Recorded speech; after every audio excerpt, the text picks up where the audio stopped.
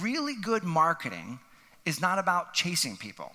It's about drawing people to you. And what most people don't think about, it's also about repelling the wrong people. It's about attracting the right clients and repelling the wrong clients. And so what attracts clients? How do you attract the right clients and repel the wrong clients? What is it that attracts people to you?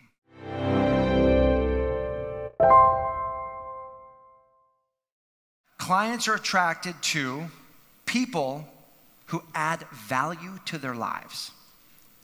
Clients are attracted to people who add value to their lives.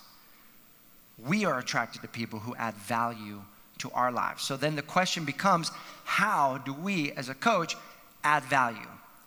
What's the fastest, easiest, most powerful way to add value to other people? Because the degree to which you add value to someone else's life is the degree to which you become magnetic to them. So how do we add value to people as a coach?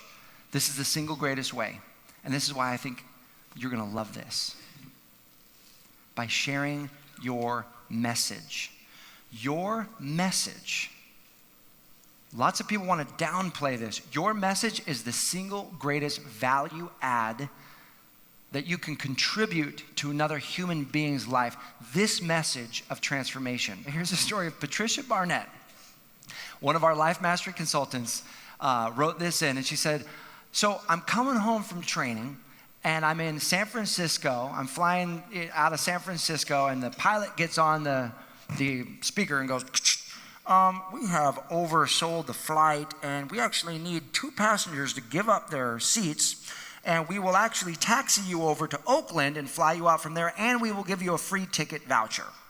So Patricia thought to herself, well, I don't actually have to be on this flight, I can do that. So she gets up with another woman, they get into a taxi cab, and on the ride over to the other airport, they started having a conversation. Hey, what is it that you do? And so Patricia said, oh, well, actually, I'm a professional speaker and certified life coach, and I help turn people's dreams into reality. And the woman goes, shut up. And she goes, why? And she goes, well, I was just last week complaining to my sister. I hate my job. I hate what it is I'm doing. And I'm thinking about getting a counselor to really help me. And my sister said, honey, you don't need a counselor. You need a life coach. And I thought to myself, where am I going to find a life coach? And she goes, here you are. People want what you have. People are going to be delighted to meet you. And as you add value to their lives through the message you're sharing, they're going to be ignited and want more.